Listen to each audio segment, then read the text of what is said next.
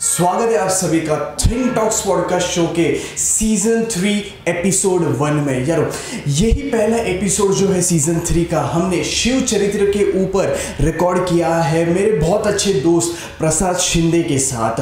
उन्होंने हमें छत्रपति शिवाजी महाराज की इतनी अमेजिंग स्टोरियाँ बताई है या फिर ऐसे कुछ चीज़ें जो नॉर्मली एक इंसान को पता होना असंभव है। हमने इस पॉडकास्ट से कुछ ऐसी चीज़ें जानी है जो कि हमारे डेली लाइफ में पर्सनल लेवल पर हमें बहुत ही ज़्यादा बेनिफिट कर सकते हैं, क्योंकि इस पॉडकास्ट से आप एक चीज़ को जानते हो कि छत्रपति शिवाजी महाराज जी के जो भी लाइफ इंसिडेंट्स है वो सिर्फ और सिर्फ एक इतिहास या फिर हिस्ट्री नहीं है। हम उससे बहुत ही ज़्यादा सीख सकते हैं हर एक दिन, जो कि हमारी पर्सनल लेवल और प्रोफेशनल लेवल की जो ग्रोथ है उसको बहुत बूस्ट करेगा। तो इस बात की तो गारंटी है कि आप इस पॉडकास्ट को बहुत ही ज़्यादा एंजॉय करने वाले हो। So sit back and enjoy Think Talks podcast show season 3 episode 1।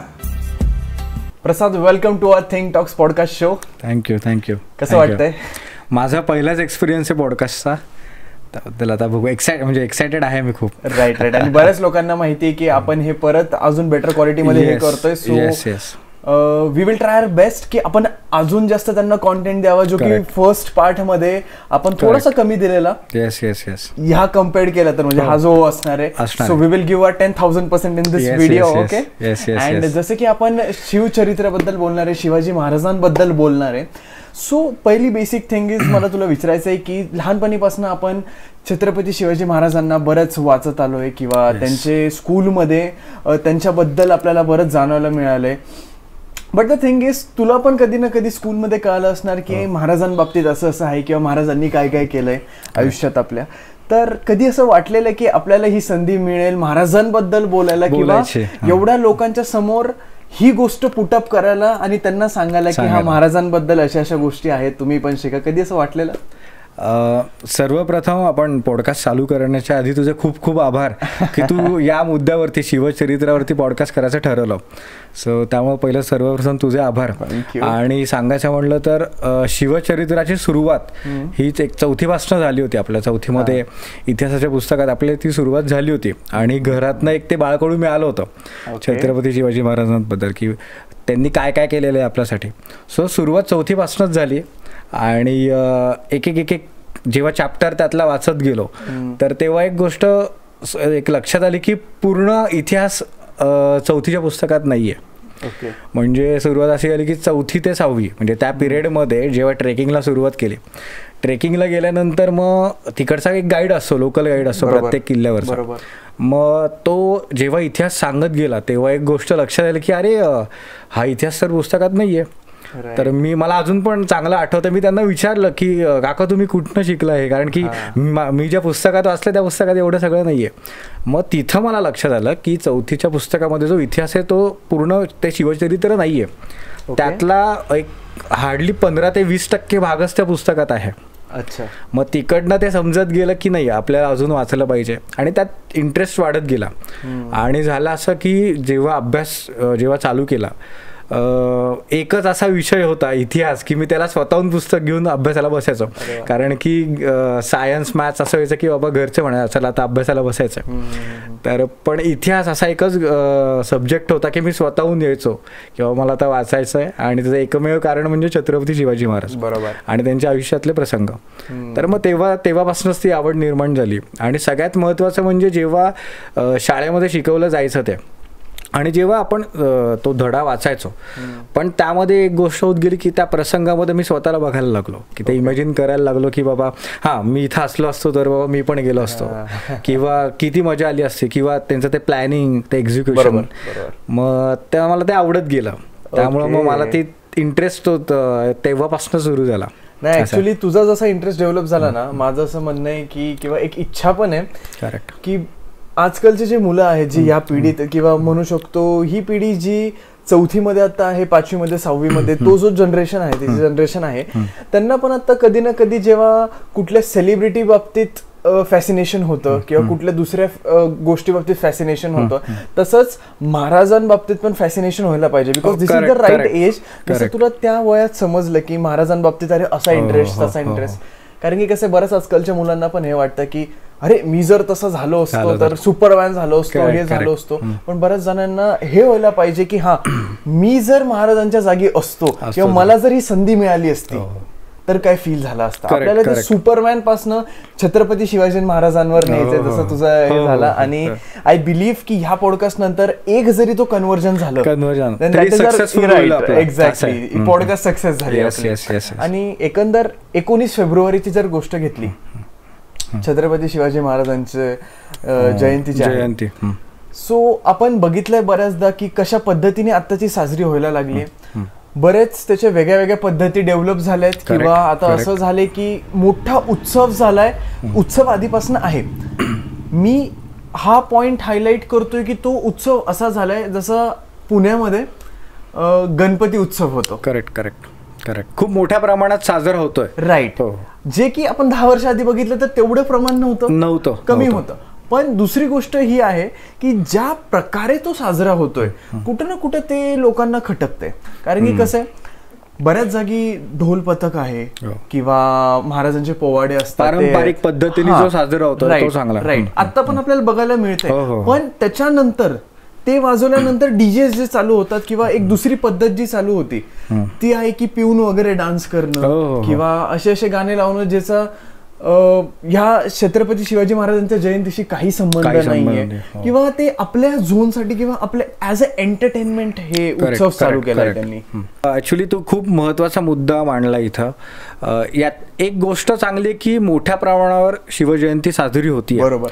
हा खूप मोठा म्हणजे खूप मोठी गोष्ट आहे. तुम्ही पारंपरिक वाद्य असतील किंवा जे पोवाडे असतील तुम्ही त्या पद्धतीने शिवजयंती साजरी करा. बरोबर. इवन जे आत्ता डीजे म्हणजे दारू पिऊन लिटरली दारू पिऊन जी मुलं नाचतात डीजेवरती ते अत्यंत चुकीचं आहे. एकतर महाराजांनी यासाठी स्वराज्य स्थापन केलं नाहीये. बरोबर. शिवजयंती साजरी करणं म्हणजे काय, शिवाजी महाराजांचे गुण त्यांचे विचार आत्मसात करणं. एक 10% जरी आपल्या ते समजले आणि बरं आत्मसात करणं म्हणजे आपल्याला तसं वागायचं आहे, आपल्याला ते इम्प्लिमेंट करायचं आहे. बरोबर. खरी शिवजयंती तीच आहे, म्हणजे साजरी करणं ज्याला आपण म्हणतो खरी शिवजयंती ती आहे. कारण की महाराजांनी आणि त्यांच्या मावळ्यांनी तेव्हा रक्त सांडलेलं आहे, ते दारू पिऊन डीजेवरती नाचण्यासाठी नाही. त्यामुळं हे भान राखलं पाहिजे. आपण एक जबाबदार नागरिक म्हणून ही गोष्ट आपल्या सगळ्या म्हणजे लोकांना आपण सांगितलं पाहिजे की आपण ह्या पद्धतीने शिवजयंती साजरी नाही केली पाहिजे. आता अजून एक गोष्ट आहे, शिवजयंतीच्या दिवशी एक रॅली काढली जाते बघा, लिटरली. त्यात म्हणजे फटाक्यांचं म्हणजे बुलेटचे म्हणतो आपण, सायलेन्सर ते फटाके म्हणतो मुलांच्या आपण लँग्वेजमध्ये, ते पण ते एकदम चुकीचं आहे, एकदम चुकीचं आहे. अशासाठी स्वराज्य नाही स्थापन केलं. बरोबर. त्यामुळे एक जबाबदार नागरिक म्हणून आपल्याला काय केलं पाहिजे आणि काय नाही केलं पाहिजे, आणि फक्त शिवजयंतीच्या दिवशी ते प्रेम दाखवणं ते अत्यंत चुकीचं आहे. बरोबर. तुम्ही 365 दिवस ते आपण काय शिकतो शिवचरित्रामधनं, त्यातनं आपण काय शिकलेलं आहे, त्यांचे गुण आत्मसात करणं, जसं मी आता तुला सांगितलं ते खूप इम्पॉर्टंट आहे, त्यांचे विचार आत्मसात करणं. त्यामुळे खूप महत्त्वाची गोष्ट आहे. साजरी करावी, पारंपरिक वाद्याने तुम्ही साजरी करा, पोवाडे करा, तुमच्या पुढच्या पिढीला तो इतिहास समजून सांगा, त्यातल्या काय काय गोष्टी आहेत चांगल्या वाईट, त्या सगळ्या गोष्टी त्यांना समजून सांगा. बरोबर. आणि जसं तू आता म्हटलास की पारंपरिक पद्धतीने साजरा करायला पाहिजे, ऍक्च्युली माहितीये तुला एक ते जाणवतं जेव्हा भले आता वादन होतं, जसं ढोल पथकाचं जे वादन आहे शिवजयंतीला, जो पहिला ठोका पडतो आणि ती एक अंगावर असे शहारे येतात.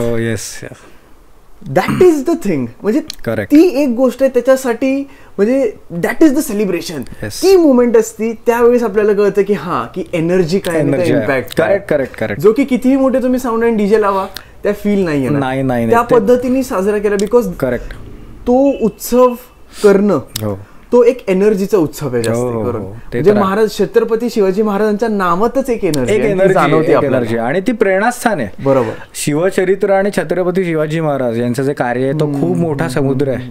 बरोबर. तुम्ही जितके त्यात जाल तितकं ते त्याचा डिपनेस तो वाढत जाईल. राईट. असं आहे. त्यामुळे साजरी तर करावीच, मोठ्या प्रमाणावर साजरी होतीये याचा आनंद आहे. पण एका साईडला एक थोडी खंत आहे की कशी की काही चुकीच्या गोष्टी चालू आहेत, त्या एक तरुण म्हणून आपण त्या गोष्टी सुधारायच्या आहेत. बरोबर. होप सो आपला पॉडकास्ट बघून त्या गोष्टी लोकांपर्यंत नक्कीच आपला हाच हेतू आहे. शिवाजी महाराज सगळ्यांना समजणं. बरोबर. हाच हेतू आहे आपला. आता जसं की आपण महाराजांबद्दल बोलतोय, एक गोष्ट आहे की मी बऱ्याच जणांबरोबर जसे की टीनेज जे आहे, लाईक बऱ्याच तरुणांबरोबर मी काम करतो किंवा त्यांचं काउन्सिलिंग असू दे किंवा मी कॉलेजेसमध्ये जेव्हा सेमिनार घेतो, मी एक गोष्ट ऑब्झर्व केली बऱ्याच वेळा, अँड दॅट इज की डिप्रेशनचं प्रमाण किंवा एन्झायटी असू दे किंवा स्ट्रेस असू दे, हे जे सगळे नवीन नवीन आता आपण त्याला रोग म्हणू शकतो, कारण की ज्या लेवलला ते पसरले.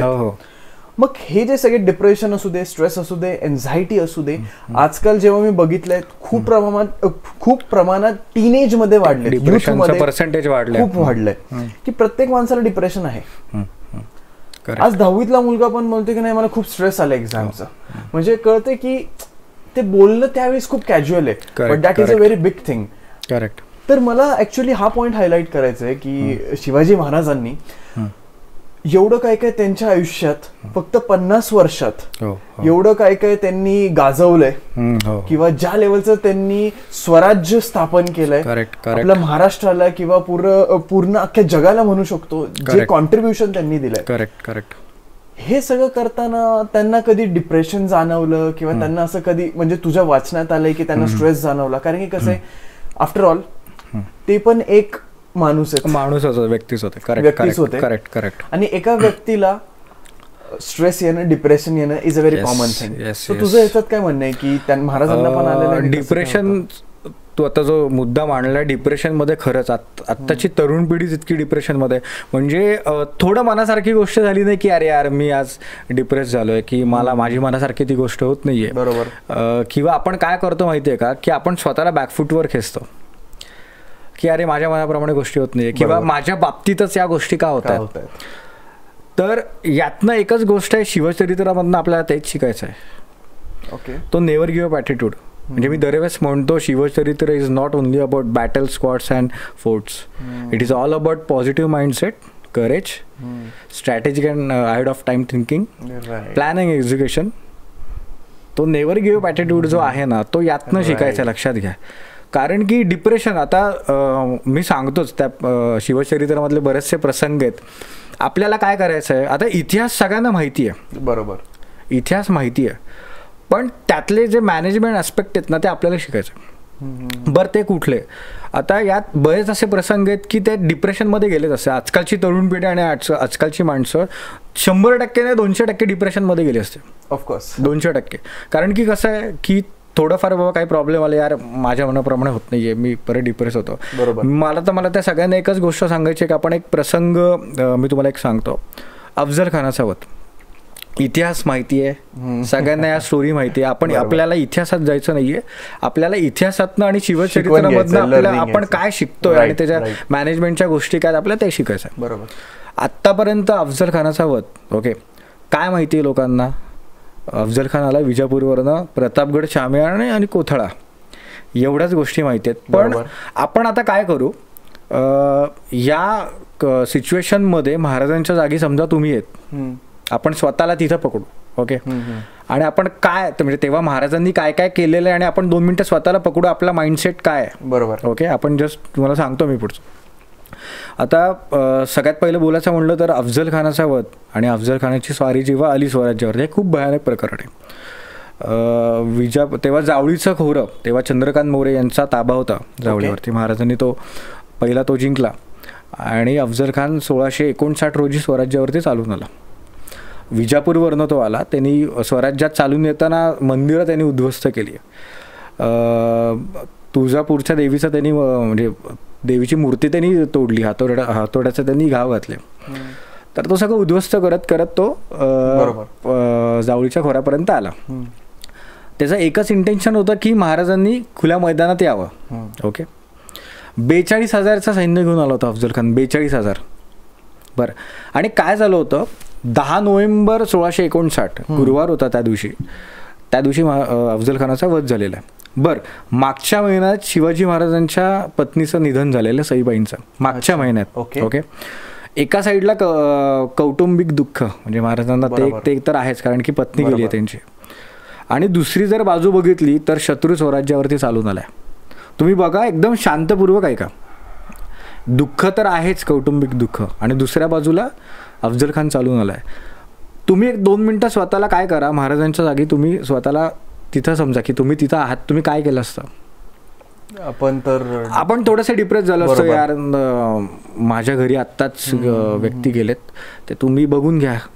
तुम्ही मावळ्यांना त्यांनी महाराजांनी असं सांगितलं नाही आहे की बाबा शत्रू चालून आलाय तुम्ही ते बघा. नाही, यात काय केलं, सगळ्यात महत्त्वाचं परिस्थिती ॲक्सेप्ट करणं, की जे झालंय ते ॲक्सेप्ट करणं आणि स्वतःला स्टेबल करणं. महाराजांनी पहिल्यांदा स्वतःला स्टेबल केलंय. स्वतःला स्टेबल करून या क्रिटिकल सिच्युएशनमध्ये त्यांनी त्या काय म्हणतो आपण त्याला, ते डिसिजन मेकिंग पॉवर आपण म्हणतो, त्या गोष्टी सगळ्या केलेल्या आहेत. बरं, आणि सगळ्यात महत्त्वाचं काय केलंय, इथं महाराजांनी स्वॉट ॲनालिसिस केलेलं आहे. ओके. आणि मला एक गोष्ट इथं नमूद करायची वाटतं की बऱ्याचशा मॅनेजमेंट टर्म्स या बॅटल फील्डवरून आलेल्या आहेत. अच्छा. त्यातली एक टर्म म्हणजे स्वॉट ॲनालिसिस. ओके. स्वॉट ॲनालिसिस म्हणजे काय, S stand for strength, W stand for weaknesses, O stand for opportunities आणि T stand for threats. Okay. आता हे म्हणजे काय, त्यांनी स्वॉट ॲनालिसिस पहिल्यांदा स्वतः बाबतीत केलं. आपल्या स्ट्रेंथ काय आहेत, आपले विकनेसेस काय काय आहेत, आपल्या ऑपॉर्च्युनिटीज काय काय आहेत, आपलं स्ट्रेंथ काय काय आहेत. बरोबर. आपल्या तर केल्याच त्यांनी, प्लस शत्रूच्या पण केल्या. ओके. आता महाराजांबाबतीत बोलायचं म्हटलं तर स्ट्रेंथ काय महाराजांची, जावळीचं खोरं. बरोबर. बरोबर. गनिमी कावा या महाराजांच्या स्ट्रेंथ आहेत. ओके. दुसरी गोष्ट आहे विकनेसेस. विकनेसेस काय महाराजांचे, मॅन पॉवर कमी आहे. जर इथं सगळ्यात महत्त्वाची गोष्ट म्हणजे अफजल खानाचं सैन्य आहे 42,000चं आणि महाराजांचं सैन्य आहे 7 ते 8,000. तुम्ही तफावत बघितली दोन्हीमध्ये, 6 पटीने कमी आहे महाराजांचा. बरोबर. ही विकनेस आहे. ऑपॉर्च्युनिटी म्हणजे अफजल खानाला मारण्याची संधी हीच आहे. ते धोके कुठले कुठलेत, समजा विदाउट प्लॅनिंग जर भेटायचं झालं आणि खुल्या मैदानात जर जायचं झालं तर आपण 200% हरू. बरोबर. किंवा जीव पण जाऊ शकतो. हे सगळं प्लॅनिंग महाराजांनी केलेलं आहे. बरं, आपल्याला काय करायचं आहे, आपल्याला ते स्वॉट ॲनालिसिस आपल्याला आपल्या आयुष्यामध्ये इम्प्लिमेंट करायचं आहे. पण इम्प्लिमेंट करायचं म्हणजे काय, स्वतःचे स्ट्रेंथ, स्वतःचे विकनेसेस, स्वतःच्या ऑपॉर्च्युनिटीज, म्हणजे आपल्याला काय काय ऑपॉर्च्युनिटी आहेत आणि थ्रेट्स, धोके, हे आपल्याला आपल्या आयुष्यात इम्प्लिमेंट करायचं आहे. पण आपण काय शिकतोय, आपण स्वॉट ॲनालिसिस समजून का घेतलं, हे शिवचरित्राचं एक्झाम्पल यूज करून तेव्हा ते केलेलं आहे, आपण आपल्या लाईफमध्ये करायचं आहे. यालाच म्हणतात शिवचरित्र समजणं. त्यांच्या मॅनेजमेंट टेक्निक आपल्या आयुष्यामध्ये, म्हणजे काय प्रॉब्लेम सॉल्विंग टेक्निक आहेत या आपल्या आयुष्यामध्ये इम्प्लिमेंट करायच्यात आणि त्या प्रॉब्लेममधनं बाहेर यायचं आहे. बरोबर. म्हणजे शिवचरित्र फक्त ॲक्च्युली असं नाही की वाचणं आणि झालं. नाही, अजिबात तसं नाही आहे. कम्प्लीट शिवचरित्र समजणं म्हणजे काय, पहिल्यांदा ते वाचणं, ते समजून घेणं आणि ते त्या गोष्टी आत्मसात करणं, त्यांचे विचार, त्यांचा थॉट प्रोसेस, ते सगळ्यात महत्त्वाचं आहे. त्यामुळं हे प्रत्येकजण आपल्या आयुष्यामध्ये करा. आणि काय होतं, मला अजून एक गोष्ट इथं नमूद करावीशी वाटते की जेव्हा तुम्हाला वाटेल की बाबा खूप प्रॉब्लेम्स येत आहेत किंवा आपण थोडे डिप्रेस झालो आहे, तेव्हा फक्त छत्रपती शिवाजी महाराज यांच्या एकदा फोटोकडे बघा किंवा त्यांच्या आयुष्यात किती अवघड प्रसंग आलेले आहेत आणि आपल्यावरती आलेले प्रसंग तुम्ही फक्त कम्पेअर करा. तुम्हाला लगेच दुसऱ्या सेकंदाला स्ट्राईक होईल की अरे आपल्यावरती आलेले प्रसंग, जे प्रॉब्लेम्स खूप छोटे आहेत, काहीच नाही आहेत. म्हणजे माझ्या बाबतीत पण बऱ्याचदा असं होतं की बाबा कधी मनासारखी गोष्ट झाली नाही, की बाबा होतो मी पण डिप्रेस्ड होतो मी पण. म्हणजे आपण शिवचरित्रावरती बोलतोय पण कधी कधी होतो डिप्रेस. मी काय करतो, माझ्या वॉलवरती, घराच्या भिंतीवरती एक फोटो आहे महाराजांचा. त्या फोटोकडं मी बघतो आणि एक स्वतःलाच विचारतो प्रश्न की अरे महाराजांवरती आलेले प्रॉब्लेम्स खूप मोठे आहेत आणि आपले हे तर काहीच नाही. मी दुसऱ्या सेकंदाला कामाला लागतो. हीच ती एनर्जी ही तिथूनच येते. मग आपण काय शिकलं पाहिजे, या सगळ्या गोष्टीत शिकल्या पाहिजे.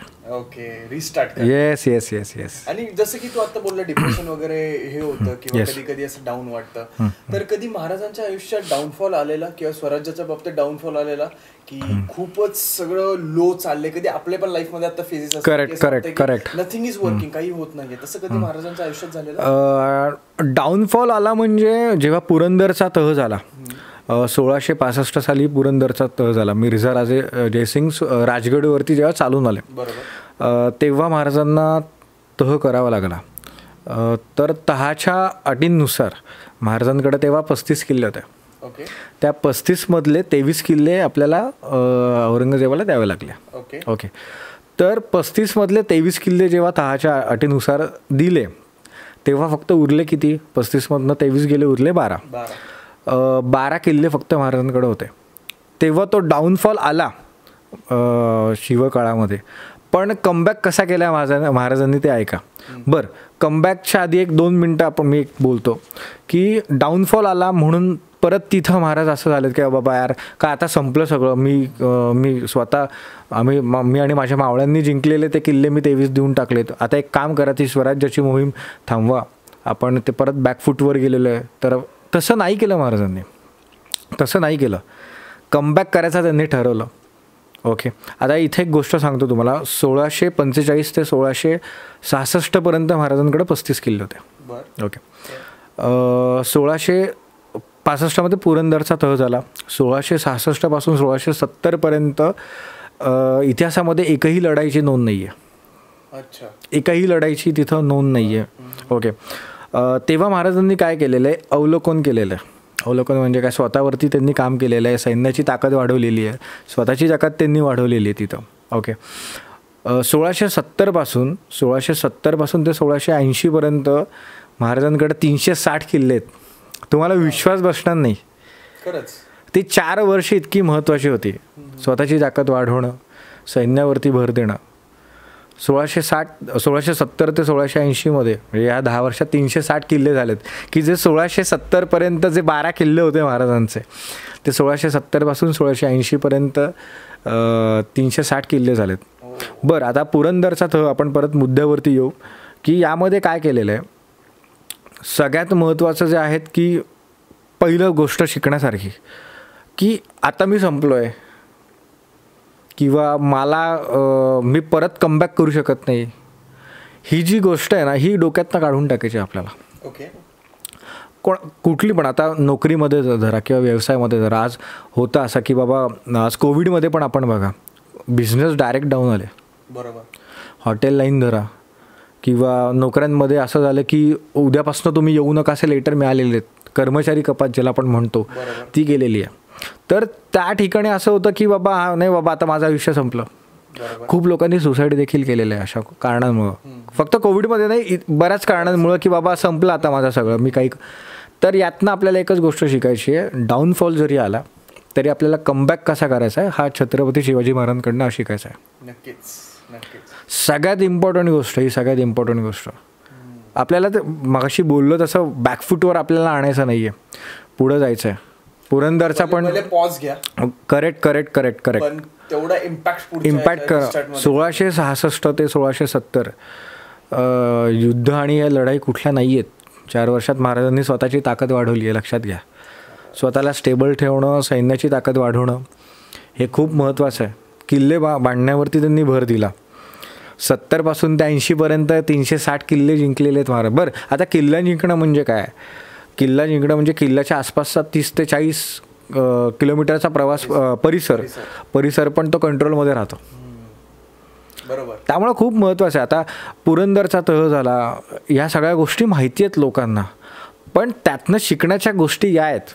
तो नेव्हर गिव्ह अप ॲटिट्यूड जो आहे ना तो घ्यायला पाहिजे. तो सगळ्यात इम्पॉर्टंट आहे की आता आयुष्य संपलं नाही, आपल्याला कमबॅक करायचा आहे. आणि कमबॅक पण करायचा ना तो असा करायचा की तो तगडा असायला पाहिजे एकदम.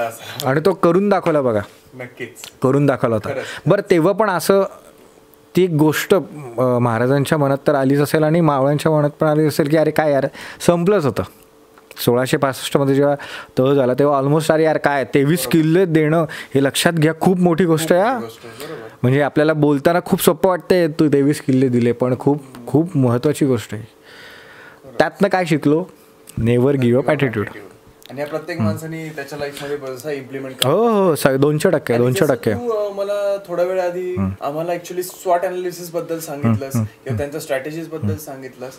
तर आजकालच्या हिशोबाने जर मी तुला हा प्रश्न पुटअप करायचा असेल की महाराजांच्या काळी पण काही बिझनेस वगैरे होता, व्यापार होता किंवा काय टॅक्सेशन पॉलिसीज वगैरे तसं त्यावेळेस पण होतं? हो, टॅक्सेस तर बरेच होते. आपण त्यामधला एक टॅक्स आपण तुला मी सांगतो. सगळ्यात जो फेमस होता तो शेतसारा.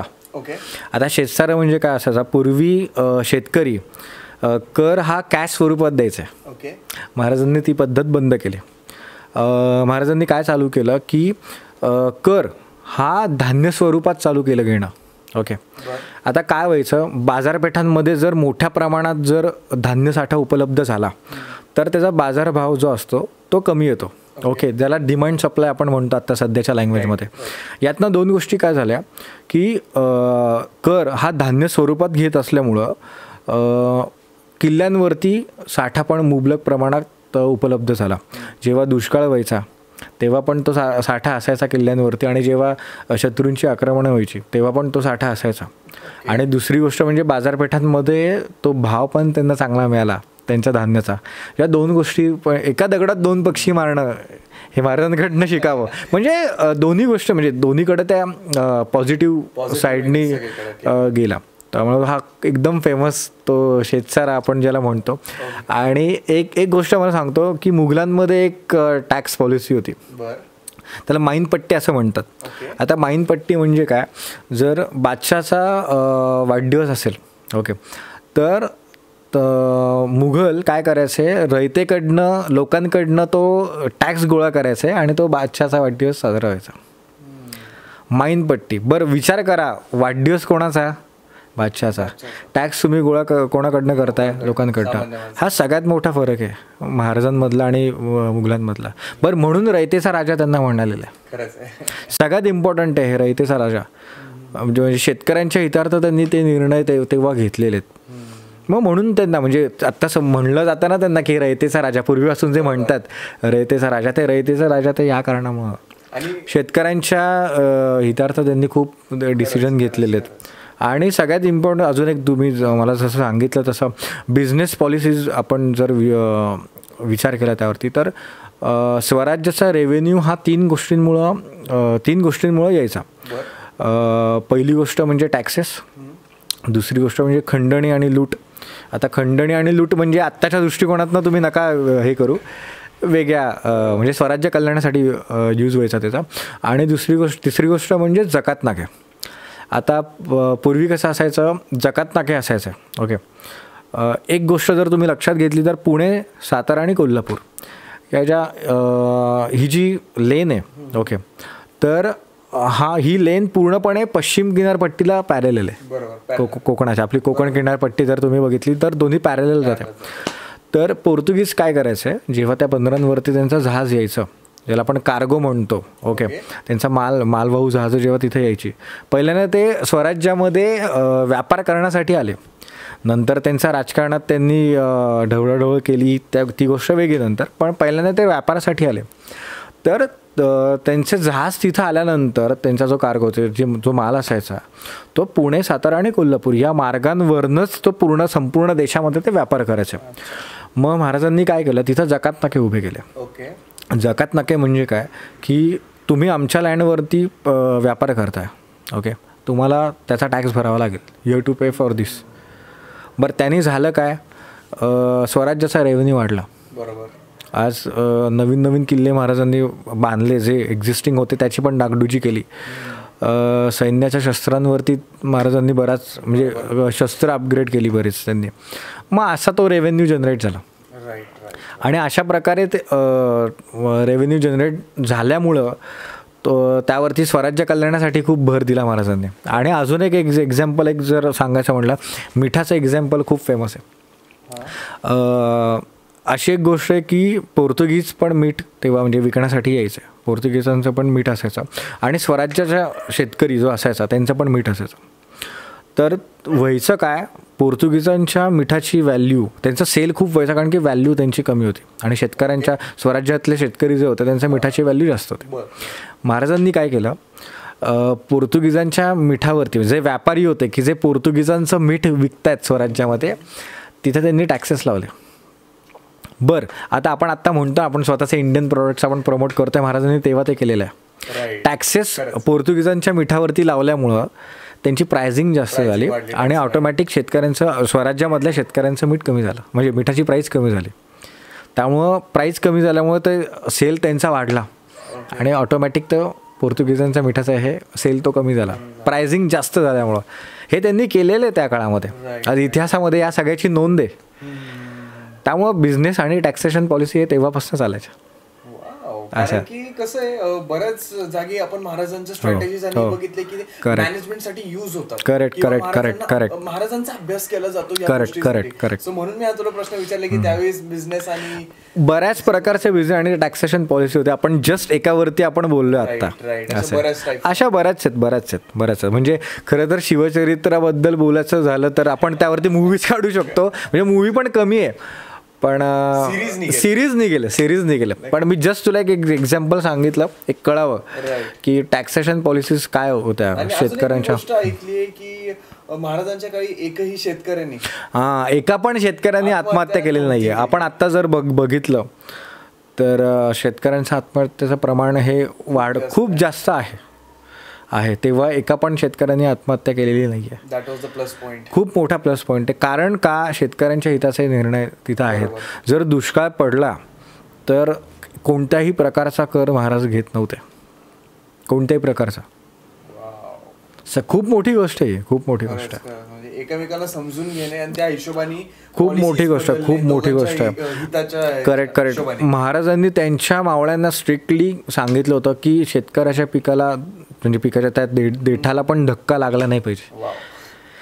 एक राजा असतो ना, मला एक सांगा, एवढ्या बारीक गोष्टी आणि एवढ्या जी काळजी आहे, म्हणजे त्याला म्हणतो ना आपण की जो एकमेव राजा आहे, म्हणून रयतेचा राजा. परफेक्ट म्हणजे वेगळेच होते. परफेक्ट. आणि आपण अजून एक, जसं तू म्हटलास की महाराजांनी एवढं जास्त शेतकऱ्यांसाठी केलं किंवा बिझनेससाठी केलं, स्वराज्यासाठी केलं. अजून एक सगळ्यात जास्त मोठी गोष्ट केली आणि त्यांच्यामुळे त्यांना the father of Indian navy म्हटलं. हो, येस.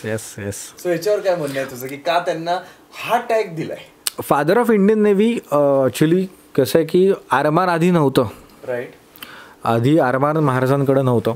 आता इथं अजून एक मॅनेजमेंट टर्म आहे, त्याला आपण TOC असं म्हणतो, थेअरी ऑफ कन्स्ट्रेंट. आता थेअरी ऑफ कन्स्ट्रेंट म्हणजे काय? Every system have at least one constraint that limit or restrict their system output.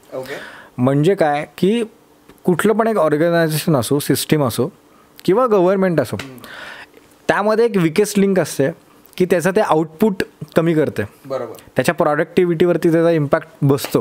बरोबर. महाराजांनी ते केलेलं आहे, थेअरी ऑफ कन्स्ट्रेंट यूज केलेलं आहे.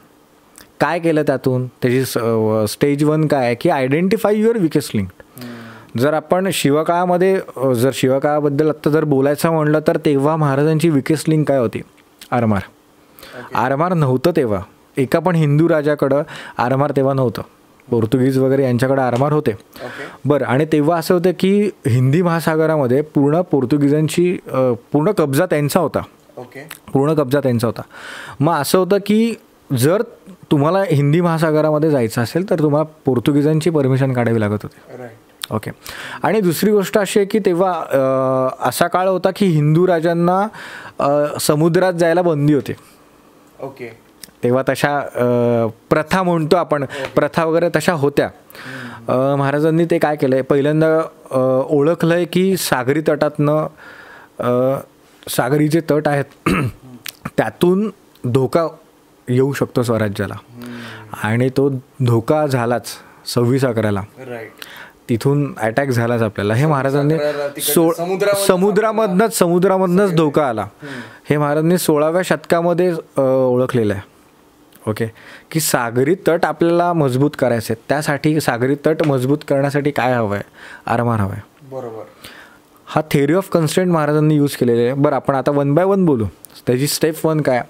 Identify your weakest link. Weakest link आहे आरमार. ओके. सेकंड थिंग, त्याची सेकंड स्टेप आहे की what to do to get out from that weakest link. त्या विकेस्ट लिंकमधनं बाहेर पडण्यासाठी तुम्हाला काय करायचं? आरमार उभं राहायचं. ओके. आणि तिसरी स्टेप त्याची आहे की एक्झिक्यूट द प्लॅन. महाराजांनी काय केलं आहे की 1957 साली दौलत खान, इब्राहिम खान, मायनाक भंडारी, आगरी लोक आणि कोळी लोक होती आणि 300 पोर्तुगीज कामगार, हे मिळून मालवण आणि देवबाग इथं त्यांनी 50 जहाजं बनवण्याचा त्यांनी सुरुवात केली. ओके. आणि सुरुवात झाल्यानंतर टप्प्याटप्प्याने म्हणजे 1680 आणि इथून पण 640 जहाजांपर्यंत ती संख्या गेलेली आहे. 640. बरं, आता यातनं परत आपण आपल्या पर्सनल लाईफमध्ये येऊयात. ओके, आता सध्याच्या कंडिशनमध्ये आपल्याला काय करायचं आहे, आपल्याला आपली by using theory of constraint आपल्याला आपले विकेस्ट लिंक शोधायचे. आता कसं होतं, प्रत्येक वेळेस प्रत्येक माणसामध्ये एक त्याची ना विकेस्ट लिंक असते. प्रत्येक माणसामध्ये, प्रत्येक माणूस, प्रत्येक सिस्टीम, कुठली पण कंपनी असो. आज आपण फॉर एक्झाम्पल मॅन्युफॅक्चरिंग सेक्टरमध्ये जर बघायचं म्हणलं तर कुठली पण एक कंपनी, तर त्याची कधी असं होतं की लॉजिस्टिक विकेस्ट लिंक असते, प्रोडक्शन वीक लिंक असते, क्वालिटी वीक लिंक असते. करेक्ट. तर काय होतं, या कारणामुळं ना त्या प्रॉडक्टिव्हिटीवरती त्याचा इम्पॅक्ट बसतो. बरोबर. ओके, सो या केसमध्ये काय करायचं आहे, तुम्हाला तुमची विकेस्ट लिंक शोधायची आहे. हे झाली प्रोफेशनल लाईफ. पर्सनल लाईफमध्ये पण तुम्हाला जर तुमचं कॅरेक्टर बिल्ड करायचं आहे ना, तुमची विकेस्ट लिंक तुम्हाला शोधायची आहे बाय युझिंग दिस 3 स्टेप्स. तुमची विकेस्ट लिंक शोधा, त्यावरती काम करा. महाराजांनी हे केलेलं आहे तेव्हा. आता आरमार म्हणून त्यांना फादर ऑफ इंडियन नेव्ही. बरं, फादर ऑफ इंडियन नेव्ही एवढे राजा येऊन गेले संपूर्ण देशभरात. का फादर ऑफ इंडियन नेव्ही म्हणलं जातं महाराजांना? याच्यामुळं त्यांनी थेरी ऑफ कन्स्ट्रेंट तेव्हा यूज केलेलं, विकेस्ट लिंक त्यांनी शोधली. पहिला हिंदू राजा म्हणून फादर ऑफ इंडियन नेव्ही. आणि आपल्याला पण आपल्या पर्सनल आयुष्यामध्ये तेच करायचं आहे, विकेस्ट लिंक शोधायची आहे. बिझनेस असो, प्रोफेशनल लाईफ, तुमची जॉब असो किंवा तुमची पर्सनल लाईफ असो, तुम्हाला विकेस्ट लिंक शोधून त्यावरती काम करायचंच आहे. नक्कीच. ते खूप इम्पॉर्टंट आहे. आणि एकंदर हे सगळं ऐकून एक कळते की महाराजांना दूरदृष्टी खूप होती. हो. कारण की ज्या हिशोबाने त्यांनी आपल्याला त्यावेळीच सांगितलेलं की शत्रू समुद्री मार्गी येऊ शकतात, हे सांगितलं 16व्या शतकामध्ये.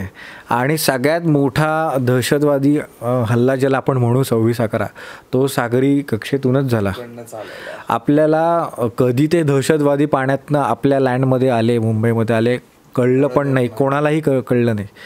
एवढा प्रगत देश आहे आपल्याला कळलं पण नाही आहे की शत्रू आपल्या जागेवरती आलेला आहे. आपल्या हॉटेल्समध्ये घुसून त्यांनी अटॅक केला. तो माहितीच आहे 26/11 सगळ्यांना काय झालं. त्यामुळं हे खूप इम्पॉर्टंट आहे, फादर ऑफ इंडियन नेव्ही. म्हणूनच मी तेच पॉइंट हे करतोय की महाराजांना दूरदृष्टी खूप होती. हो. त्या हिशोबानेच त्यांचं सगळे लाईक जे पण स्ट्रॅटेजी सुद्धा प्लॅनिंग करेक्ट त्यांचं करत होते. हो, आता दूरदृष्टीचं सगळ्यात महत्त्वाचं एक मी उदाहरण तुम्हाला सांगतो. पूर्ण शिवकाळामध्ये दूरदृष्टी महाराजांना होतीच आणि ती असणं खूप इम्पॉर्टंट आहे प्रत्येक माणसाला. मी जस्ट 1-2 एक्झाम्पल सांगतो.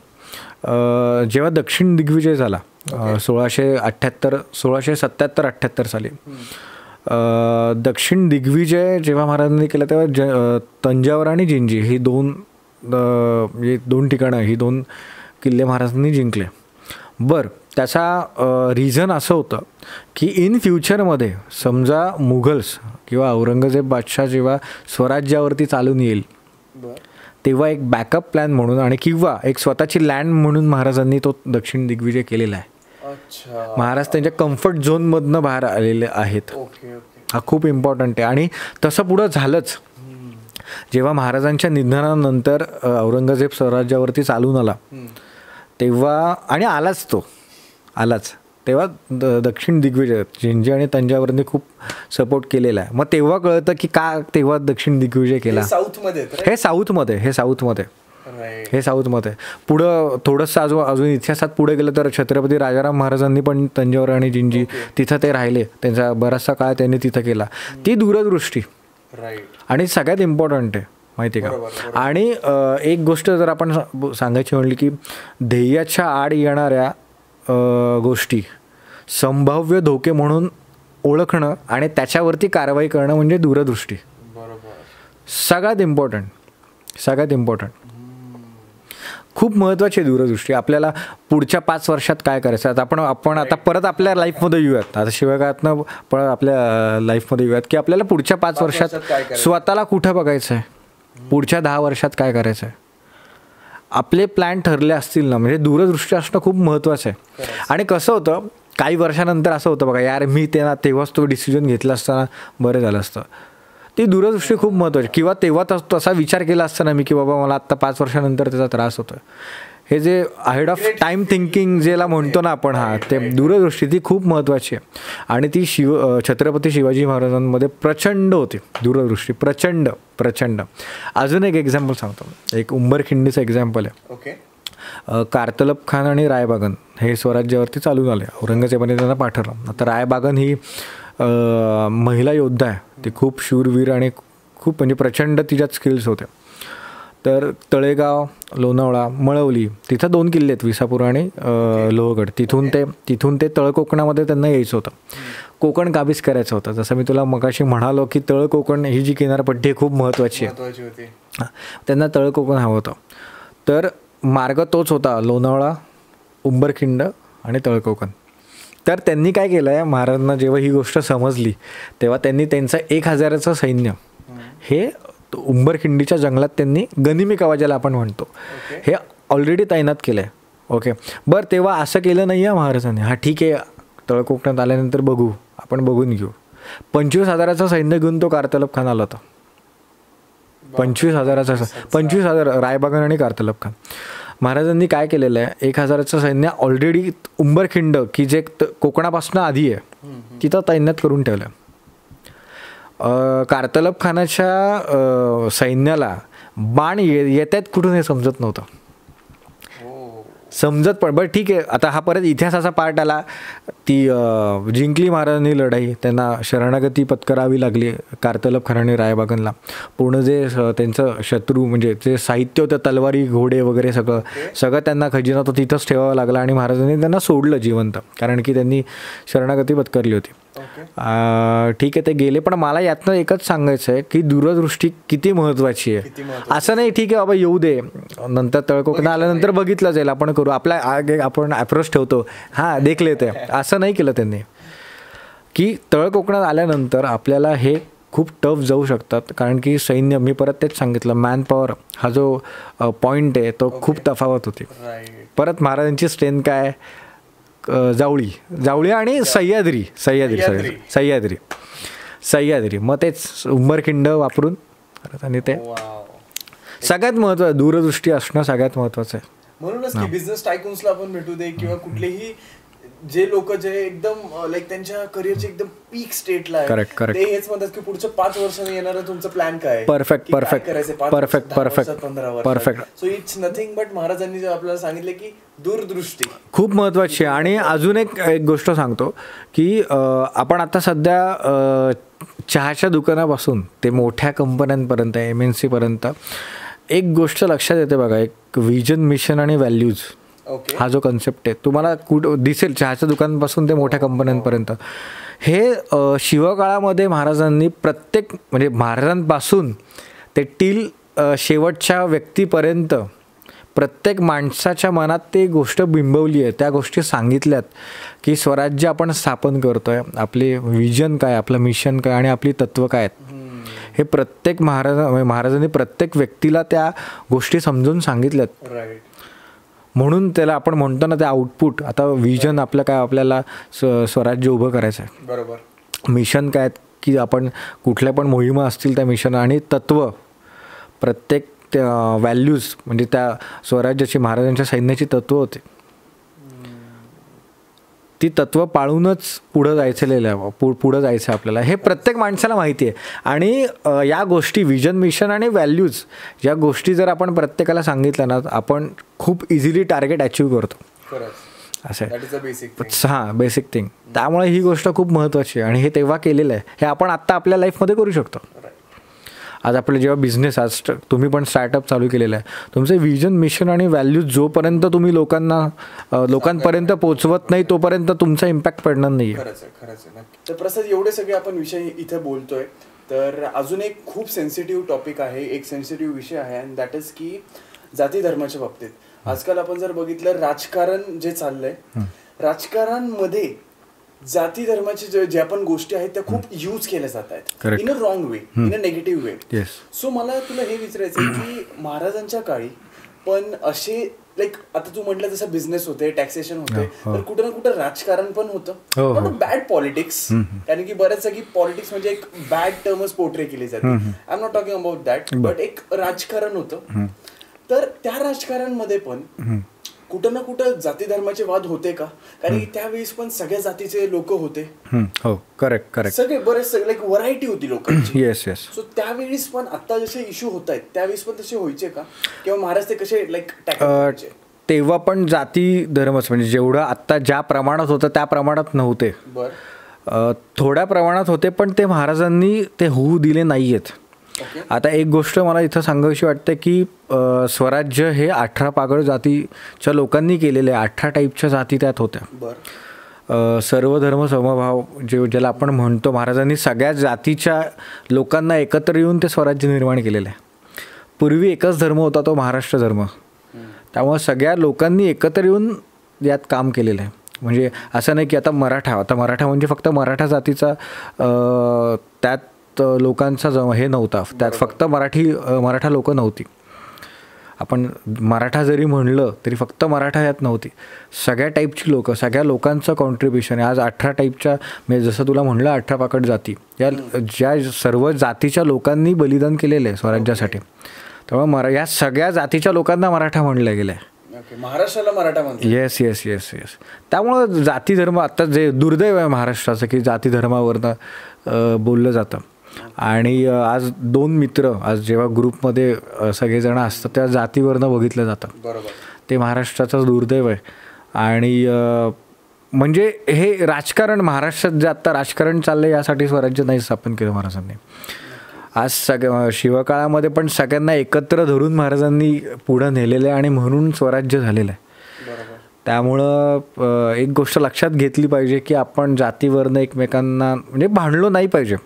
आता चुकीचं आहे या सगळ्या गोष्टी. ऍक्च्युली जेव्हा तू हे सगळं सांगतोयस त्याच्यावरनं एक मला प्रश्न विचारायची खूप इच्छा होतीये की आपण पास्ट आणि प्रेझेंट असं कम्पेअर करतोय.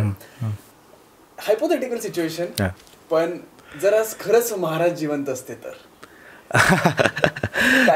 काय एकंदर पूर्ण आपण म्हणू शकतो पूर्ण जगभरात काय परिवर्तन आलं असतं किंवा काय वेगळं पण असतं? एक डिसिप्लिन खूप मोठा आला असता. म्हणजे आपण म्हणतो की एक छत्रपती शासन ते आलं असतं. एक स्ट्रिक्ट होते महाराज खूप. आणि जर आपण बघितलं तर बऱ्याचशा राजकारण्यांना आणि खूप लोकांना त्यांनी रायगडच्या टकमक टोकावरनं कडेलोट केला असता महाराजांनी. पण खूप डिसिप्लिन. आणि आज जे उद्योगधंदे बाहेर चाललेत ते बाहेर गेले नसते महाराष्ट्राच्या. ते एक आहे, मिळाले असत्या, त्या पण मिळाल्या असत्या. आणि यापेक्षा सगळ्यात जास्त महत्त्वाचं आपण जर प्रॅक्टिकल विचार केला तर तो आत्ता इतिहास झाला आहे. म्हणजे इतिहास जमा आहे. आपण महाराज कसं आणूयात, छत्रपती शिवाजी महाराज आपण विचारांतर्फे आणि त्यांचे गुण आत्मसात करून आपण प्रत्येक माणसात महाराज आपण म्हणजे जन्म घेऊयात. आपण तसं करूयात.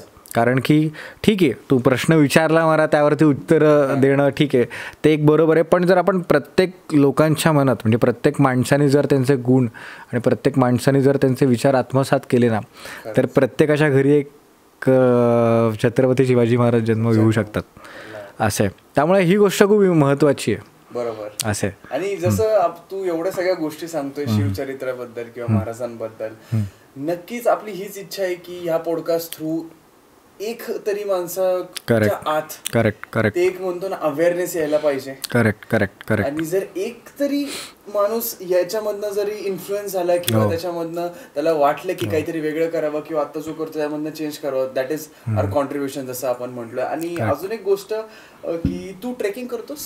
हो, लहानपणापासूनच ट्रेकिंग बद्दल बोलायचं झालं तर आजकाल ट्रेकिंगचं फॅड खूप वाढलेलं आहे. मी तेच खूप. म्हणजे पावसाळा चालू झाला की लोक पहिलं ट्रेकिंग करतात. की चांगली गोष्ट आहे, ट्रेकिंग करावं. पण ट्रेकिंग हे फक्त सोशल नेटवर्किंग साईटवर फोटो किंवा रील टाकण्यापुरतं ठेवू नका. ओके. आज मी जेव्हा आता मध्ये राजगडला जेव्हा गेलो होतो तेव्हा जर्मनीवरनं 60 जणांची टीम तिथं आलेली. म्हणजे फक्त महाराष्ट्रामधली किंवा इतर राज्यामधली लोक तिथं येत नाही आहेत, तर बाहेरच्या देशातली पण लोक तिथं येत आहेत. फक्त तुम्ही फोटोज टाकण्यासाठी किंवा व्हिडिओज किंवा रील्स बनवण्यासाठी तिथं जाऊ नका. ते ठीक आहे, ते करा, पण सगळ्यात महत्त्वाचं काय की तिकडं जाऊन तिकडचा त्या किल्ल्याचा अभ्यास करा की बाबा हा किल्ला कुठल्या कंडिशनमधनं गेलेला आहे, ओके, किंवा कुठल्या प्रसंगामधनं हा गेलेला आहे. प्रत्येक गड, प्रत्येक किल्ला तुम्हाला वेगवेगळी स्टोरी शिकवून जातो. सगळ्यात महत्त्वाचं आहे तुम्ही तिकडनं ती प्रेरणा घेऊन तुमचं आयुष्य पुढं तुम्ही म्हणजे तुमचं रुटीन तुम्ही करू शकता. आणि सगळ्यात इम्पॉर्टंट मला ते सांगायचं की गडांवरती आणि किल्ल्यांवरती गेल्यानंतर तिकडं स्वच्छता राखलीच पाहिजे. कारण कसं आहे, आपल्या पूर्वजांनी, महाराजांनी आणि त्यांच्या मावळ्यांनी तिथं रक्त सांडलेलं आहे. तुम्ही आज हे गेला तरी तुम्ही बघू शकता आज किल्ल्यांवरती की पाण्याच्या बाटल्या तिथं म्हणजे वापरून झाल्यानंतर टाकलेल्या आहेत किंवा थुंकतात लोक अक्षरशः गुटखा वगैरे खाऊन. हे थोडं अवॉइड करा. तेवढं जागरूक नागरिक म्हणून आपण या सगळ्या गोष्टी म्हणजे काय म्हणतो, या गोष्टी अवॉइड केल्या पाहिजे की तुम्ही असं करू नका, स्वच्छता राखा. आणि काय म्हणतो त्याला आपण की तो जो गडसंवर्धन ज्याला आपण म्हणतो आणि हा जो आपल्याला वारसा आणि या सगळ्या गोष्टी मिळाल्या आहेत, तुम्ही जर बघितलं तर महाराष्ट्रामध्ये ठिकठिकाणी जे किल्ले आहेत ते त्यांची निगा राखणं हे सगळं आपल्या हातात, म्हणजे आपलं कर्तव्य आहे. आज इतकी वर्ष झाल्यानंतर पण ते टिकलेले आहेत. त्यांची महाराजांना असं नाही वाटायला पाहिजे की 400 वर्षानंतर पण की अरे तो किल्ला सोडून गेलो आणि त्याचं अख्खं रूपच. हा, तसं नाही, ती आता आपली जबाबदारी आहे. हा, जसं होतं तसं ती करेक्ट ती आता आपली जबाबदारी आहे की ते व्यवस्थित राखणं. बरोबर. आणि मला इथं एक सगळ्यात महत्त्वाची गोष्ट आहे की 1-2 महाराजांची गोष्ट आहेत, 1-2 पैलू आहेत की ते इतर राजांपासून त्यांना वेगळे करतात. ती म्हणजे सर्वप्रथम म्हणजे चारित्र्य, उत्तम चरित्र आणि उत्तम चारित्र्य याचं एकमेव एक्झाम्पल छत्रपती शिवाजी महाराज आहेत. आता चारित्र्याबद्दल जर आपण बोलायचं झालं तर आता प्रत्येक राजा, कोण राजा असो, सुलतान असो, कोण बादशाह असो, तर ते शूरवीर होतेच. बरोबर. त्यांच्याकडं शौर्य होतं, वेगवेगळे स्किल्स होते, त्यांच्याकडं होतंच. पण सगळ्यात एक गोष्ट अशी आहे की एक महाराजांना वेगळी करते ती म्हणजे चारित्र्य. तुम्हाला 1-2 पटकन मी एक्झाम्पल सांगतो शिवचरित्रामधले.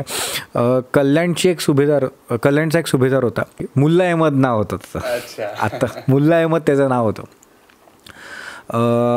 त्याची सून जेव्हा महाराजांच्या मावळ्यांनी जेव्हा खजिना लुटला कल्याणच्या सुभेदारचा, तर मग तेव्हा असं आलं की त्या पालखीमध्ये त्या कल्याणच्या सुभेदाराची सून होती. हा माहिती आहे लोकांना, खूप लोकांना हे माहिती आहे. जेव्हा तिला महाराजांसमोर उभं केलं, म्हणजे हे केलं, मावळ्यांचं असं होतं की आपण या सगळ्या गोष्टी खजिनाबरोबर त्यांना अर्पण करू आपण. तर मग झालं असं की महाराजांनी काय केलं लक्षात घ्या, त्या व्यक्तीला, म्हणजे ती जी व्यक्ती होती त्या कल्याणच्या सुभेदाराची सून, तिला महाराजांनी सन्मानपूर्वक विजापूरला पाठवलं. महाराजांनी ओटी भरलेली आहे तिची. हा जो सन्मान आहे, जे चारित्र्य आहे, ते एकमेव छत्रपती शिवाजी महाराज यांच्यामध्ये. दुसरी अशी गोष्ट आहे, जेव्हा शाहिस्तेखानावरती अटॅक झाला, सर्जिकल स्ट्राईक, लाल महाल पुण्यामध्ये, तर मग जेव्हा तो अटॅक झाला, सर्जिकल स्ट्राईक झाली, तेव्हा शाहिस्तेखानाच्या बहिणीची मुलगी त्या अटॅकामध्ये लपून बसली. म्हणजे जेव्हा तो अटॅक झाला तेव्हा, तर अटॅक संपल्यानंतर सगळं झालं, तो हल्ला झाल्यानंतर शाहिस्तेखानाची बहीण शाहिस्तेखानाकडे आली. तेव्हा त्यांनी सांगितलं की माझी मुलगी सापडत नाही आहे, कदाचित महाराजांच्या मावळ्यांनी तिला पळून नेलं. तर शाहिस्तेखानाला एक डायरी लिहायची सवय होती, त्याचं नाव बुर्जी होतं. ओके. सो या सगळ्या इतिहासामध्ये नोंदी येतात, म्हणजे सगळ्या याला इतिहासाचा बेस आहे. सो त्यांनी त्या बुर्जीमध्ये, त्या डायरीमध्ये या सगळ्या गोष्टी नमूद केल्यात. आपले इतिहासकार बरेच आहेत, त्यांच्याकडे त्या गोष्टी सगळ्या आहेत ऑलरेडी. तर मग त्यांनी त्यात म्हणजे तो असं म्हणलेला आहे त्याच्या बहिणीला की महाराजांचे मावळे तिला पळून नेऊच शकत नाही, आणि अगदी जरी कोणी हा प्रकार केला असेल तरी तिला सन्मानपूर्वक परत पाठवतील. कॉन्फिडन्स. आणि तुम्ही एक विचार केला का की शत्रूला पण गॅरंटी आहे महाराजांच्या चारित्र्याविषयी. स्त्रियांचा सन्मान करणारा राजा, असं त्यांनी त्या बुर्जीमध्ये लिहिलेलं आहे. Real woman empowerment. परफेक्ट. शत्रूला पण एवढी मोठी गॅरंटी आहे, म्हणजे तुम्ही विचार करा. मी जे म्हणलं ना मगाशी, म्हणजे उत्तम चरित्र आणि उत्तम चारित्र्य याचं मूर्तिमंत उदाहरण म्हणजे छत्रपती शिवाजी महाराज आहेत. कारण की आज जर एका मुलीला बसमधनं जरी ट्रॅव्हल करायचे भरलेल्या तरी सेफ्टी फील नाही होत. पण इथं दुश्मनाचं आपण म्हणू शकतो त्यांचे कुठले लाईक फिमेल्स किंवा कुठलीही स्त्री महाराजांच्या याच्यात जरी जसं तुम्ही म्हटलेत की चुकून जर त्यांच्या सैन्यांनी पळून नेले असेल तरी सन्मानपूर्वक परत पाठवणं हे तेवढा त्यांचा विश्वास आणि तेवढा भरोसा होता. करेक्ट. सो अशा लेवलचे कॅरेक्टर बिल्डिंग पाहिजे प्रत्येक माणसात. परफेक्ट. ते एक म्हणतो ना आपण, तो बेंचमार्क सेट करून ठेवलाय महाराजांनी. आणि आपलं सगळ्यांचं भाग्य आपल्याला असा राजा लाभलेला आहे हे लक्षात घ्या. कारण की जर तुम्ही मुघल्स बघितले ना, माहिती आहे सगळ्यांना काय अत्याचार त्यांनी स्त्रियांवरती केलेले. आपण खूप प्राऊड फील केलं पाहिजे. प्राऊड तर फील केलंच पाहिजे आणि या गोष्टी आपण नेहमी लक्षात ठेवल्या पाहिजे. कोणत्या पण स्त्रियांवरती अत्याचार, बलात्कार होतात महाराष्ट्रात, की ज्या छत्रपतींनी हा महाराष्ट्र घडवला त्या महाराष्ट्रामध्ये आजही बलात्कार होतात. दुर्दैव आहे, पण महाराजांकडनं या गोष्टी शिकल्या पाहिजे. जो शत्रू पण त्यांचा म्हणजे त्यांच्याबद्दल इतकं कॉन्फिडंट आहे. आणि तिसरी गोष्ट झाली की महाराज व्यसनांपासून खूप लांब होते. म्हणजे एकही मावळा किंवा व्यसनाधीन झाला आहे किंवा महाराज स्वतः या गोष्टींपासून, नाचगाणी, आता तुम्ही बघितलं तर मुघलांमध्ये आणि इतर राजांमध्ये नाचगाणी हा प्रकार खूप होता, प्रचंड होता. महाराज खूप या सगळ्यांपासून लांब आहेत, सगळ्यांपासून लांब आहेत व्यसन आणि नाचगाणी. आज तुम्ही बघितलं तर महाराष्ट्रामधला खूप तरुण वर्ग, तरुण तरुणी व्यसनाधीन झालेले आहेत सगळेच. आणि आपण पुण्यामध्ये, हो, आणि जसं जेवढं पुणे एज्युकेशनल हब आहे, येस तेवढंच पब अँड क्लबचं पण हब आहे. करेक्ट, एकदम करेक्ट. ठीक आहे, असो, तो त्यांचा पर्सनल विषय झाला, तो त्यांचा पर्सनल टॉपिक झाला. पण या गोष्टी म्हणजे कसं आहे, फक्त युद्धनीती, प्लॅनिंग या तर गोष्टी तुम्हाला शिकायच्याच आहेत, प्रॉब्लेम सॉल्विंग टेक्निक या ज्या शिकायच्याच आहेत गोष्टी. पण या चारित्र्य आणि ज्या ज्या गोष्टी आहेत की व्यसनांपासून अर्थ किंवा मिनिंग, करेक्ट, तो खूप महत्त्वाचा भाग आहे, खूप महत्त्वाचा भाग आहे. आणि यामुळेच तो महाराजांना एक इतर राजांपेक्षा वेगळं करतो, माहिती आहे का, आणि श्रेष्ठ करतो. त्यामुळे खूप महत्त्वाचं आहे. शिवचरित्र फक्त इतिहास म्हणजे त्या दृष्टिकोनातनं बघू नका. तिथे आपल्या आज पॉडकास्ट जो आपला शूट झाला त्या तुम्ही बघा, सगळे वेगवेगळे पैलू आहेत.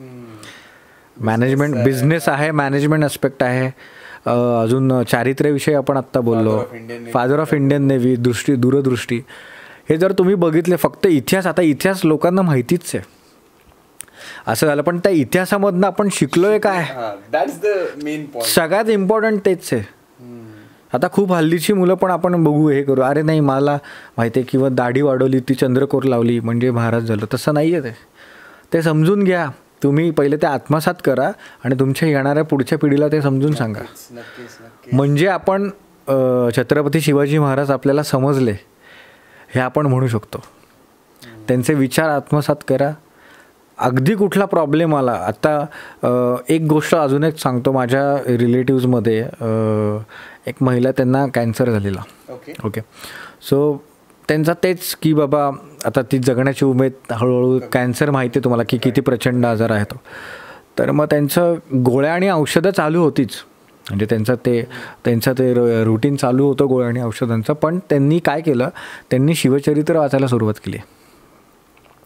शिवचरित्रामधनं त्यांना ती जगण्याची उमेद मिळाली, त्यांना ती प्रेरणा मिळाली की एवढे मोठे प्रॉब्लेम्समधनं जर महाराज त्यांना त्यातनं ते बाहेर येऊ शकतात, तर मी पण यातनं बाहेर पडू शकते. ती जी उमेद आहे ना, ती त्यांना त्यातनं आली. गोळ्या औषधं तर चालू होत्याच, पण ती जी उमेद असणं ना, होप आणि ते काय म्हणतात ती जिद्द, ते त्या शिवचरित्रामधनं आली. विचार करा तुम्ही, ती व्यक्ती कॅन्सरमधनं ती बाहेर आली, किती मोठी गोष्ट आहे ही, मला सांगा. ती कॅन्सरग्रस्त महिलेला पुनर्जन्म, त्या कॅन्सरग्रस्त महिलेला जे महाराज समजले, तो माइंडसेट समजून घेतला, तो थॉट प्रोसेस समजून घेतला, तो खूप महत्त्वाचा आहे. आणि आपल्याला कुठं एक सांगू का, आपल्याला कुठं महाराष्ट्रामधल्या लोकांना आज बाहेरचे लोक प्रेरणा घेतात, तर आपण का नाही घेऊ शकत? बरं, आपल्याला असं नाही आपल्याला कुठं बाहेर जायचं, आपलं महाराष्ट्रामध्येच एक्झाम्पल आहे सगळ्यात मोठं, सगळ्यात मोठं महाराष्ट्रामध्येच एक्झाम्पल आहे. आज तुम्ही खूप जण बघा, डिप्रेशनमध्ये गेल्यानंतर गोळ्या औषधं चालू करतात, थेरपी होतात. शिवचरित्र इज द बेस्ट थेरपी, सगळ्यात मोठी थेरपी आहे, सगळ्यात मोठी, एक संजीवनी म्हणू शकतो आपण. काय करा माहिती आहे का, की प्रॉब्लेम्स खूप मोठे आहेत म्हणून खचून जाऊ नका, म्हणून खचून जाऊ नका. त्या प्रॉब्लेम्सवरती स्वार व्हा. नक्कीच. आता महाराजांकडे बघूनच नक्की खरंच. आणि मला पण स्वतःहून या पॉडकास्ट मधून तुझ्याकडनं खूप शिकायला मिळालं, महाराजांकडनं खूप महाराजांच्या गोष्टी जाणून घ्यायला मिळाल्या. आणि नक्कीच मी माझ्या आयुष्यात पण बऱ्याच वेळा जेव्हा प्रॉब्लेम्स येतील तेव्हा येतील, नक्की आय हॅव दॅट पॉवर की okay switch the mindset now, point of view बदलणं, पर्स्पेक्टिव्ह बदलणं. And the most important thing is fearless. Yes. न घाबरणं आणि फेस करणं, करेक्ट. हा जो ॲटिट्यूड आहे, एक स्वभाव आहे, तो नक्कीच आम्ही नक्की. आणि काय करायचं आहे आपल्याला, मॉरल ऑफ द स्टोरी काय, कधी वाटलं की बाबा मला माझ्या आयुष्यात एक सिम्पल आपण काय करू, एक थोडक्यात आपण संपू आता हा पॉडकास्ट. आणि पण एक गोष्ट सांगतो मी, ती नेहमी लक्षात ठेवा आणि नेहमी शेवटपर्यंत, तुमच्या शेवटच्या श्वासापर्यंत ही गोष्ट लक्षात ठेवा. कधीही वाटलं मला खूप प्रॉब्लेम्स आलेत, 1-2 मिनटं बसा, महाराजांच्या मूर्तीकडे किंवा तुमच्या जो घरी फोटो किंवा हे असेल एकदा फक्त बघा, त्यांच्यावरती ओढवलेले प्रसंग आणि तुमच्यावरती ओढवलेले प्रसंग, यात तुम्ही फक्त 2 मिनटं कम्पेअर करा की अरे बाबा आपले प्रॉब्लेम्स आणि महाराजांसमोर आले प्रॉब्लेम्स, आपल्यासमोर आलेले प्रॉब्लेम काहीच नाही आहे.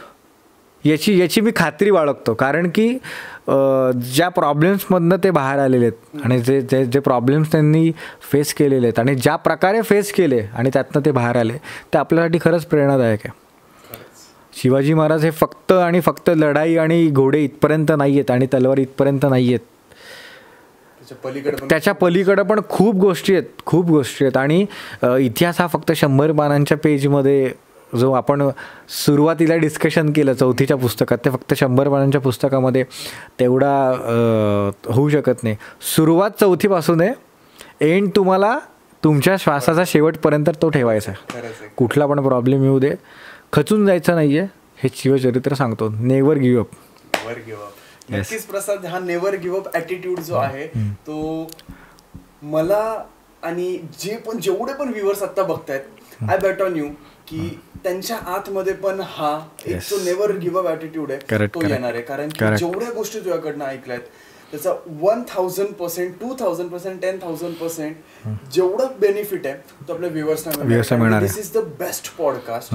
आतापर्यंत जेवढं मी तुझ्याकडनं ऐकतो ना, I am feeling that energy. ती एनर्जी आणि ऑरा मला महाराजांचा आणि तुझ्याकडनं तो फील होतोय. So thanks a lot for being on our show. Thank you so much.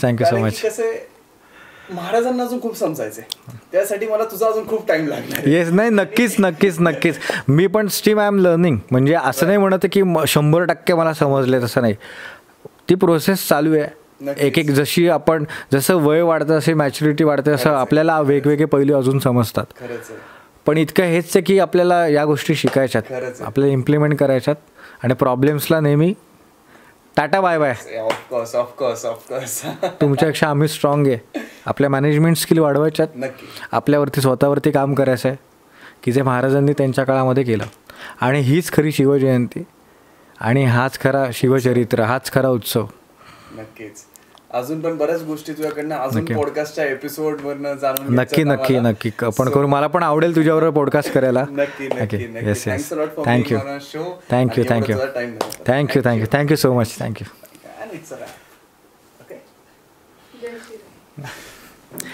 Okay.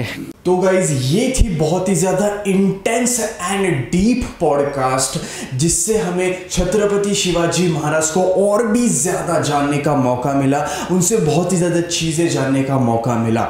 मैं चाहता हूँ कि अगर आपको इस 1.25 घंटे की पॉडकास्ट में से कोई एक भी चीज़ आप आपकी लाइफ में छत्रपति शिवाजी महाराज की अप्लाई कर देते हो, इम्प्लीमेंट भी कर देते हो ना, तो भी वो बहुत ज़्यादा है.